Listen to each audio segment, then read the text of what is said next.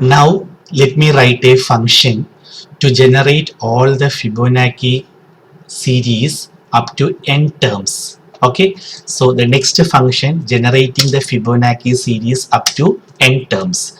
So start with the keyword def followed by name of the function, the number of terms that should be passed as an argument. We will read it in the main function, and when you call this function it is passed as an argument used to generate the Fibonacci series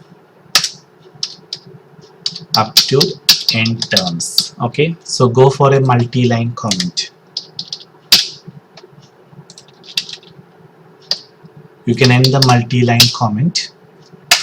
Okay, now certainly you should make use of a loop for I in range.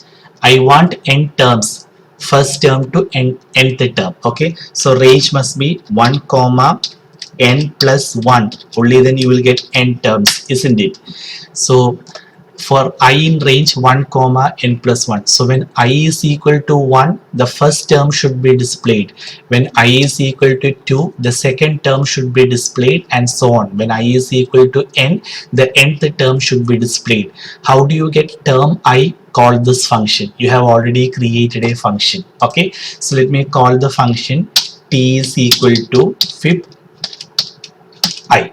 Okay, so here when I is equal to 1, while calling the function you pass 1, so this function returns 0 because the first term of the Fibonacci series is 0. So your variable t contains 0, that must be displayed.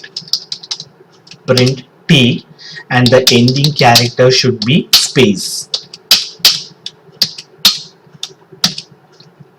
Okay, now when I is equal to 2, you call this function and pass 2. What is the second term of the Fibonacci series? 1. So 1 is returned as answer. Variable t contains 1, 1 displayed.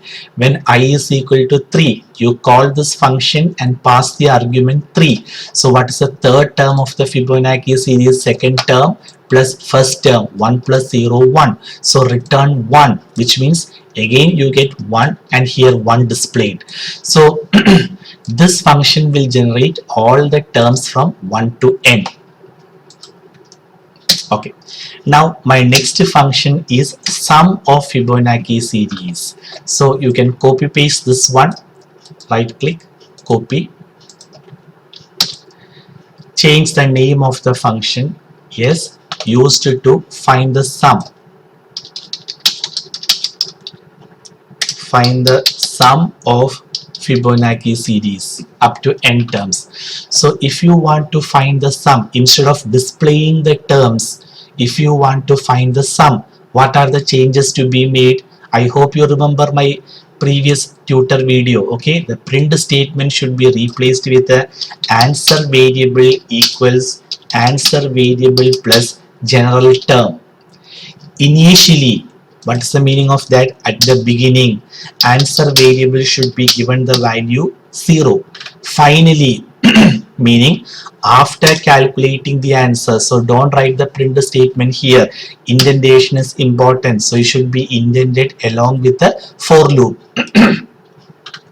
So after calculating the answer, you can display the answer sum of Fibonacci series equals sum of Fibonacci series equals, you can display the answer. Okay, so all the functions are ready. Now you are in a position to write the main function, and the main function will be explained in the next video tutor.